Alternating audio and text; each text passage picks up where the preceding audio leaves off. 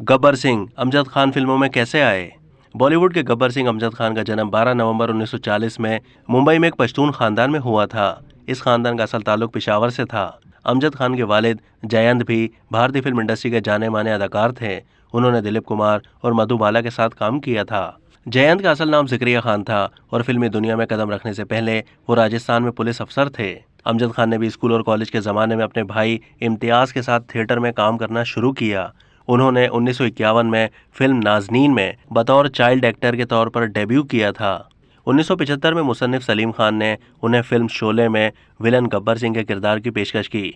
अमजद खान पहले भी काफ़ी मशहूर अदाकार थे, तहम गब्बर सिंह के किरदार ने उन्हें अमर कर दिया।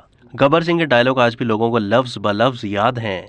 अमजद खान को ज्यादातर मनफी किरदारों में पसंद किया गया। फिल्म शोले में गब्बर के अलावा फिल्म मुकद्दर का सिकंदर में उनके किरदार दिलावर को काफी सराहा गया था। बेहतरीन अदाकारी पर उन्होंने कई अवार्ड्स अपने नाम किए थे। बाद में वो फिल्म प्रोड्यूसर और डायरेक्टर भी रहे। जुलाई 1992 में अमजद खान हरकत कल्ब बंद होने की वजह से इस दुनिया से रुखसत हो गए थे।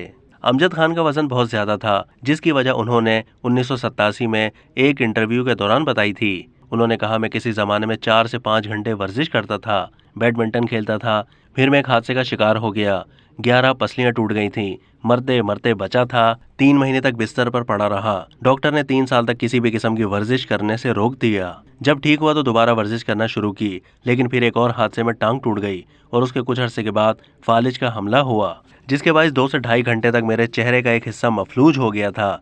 तो यही सारी वजूहात हैं कि मैं दोबारा वर्जिश नहीं कर सका और वजन बढ़ता चला गया।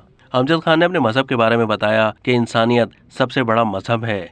इस्लाम में यकीन है और जहाँ से ये यकीन पैदा हुआ कि इंसानियत सबसे बड़ी चीज़ है।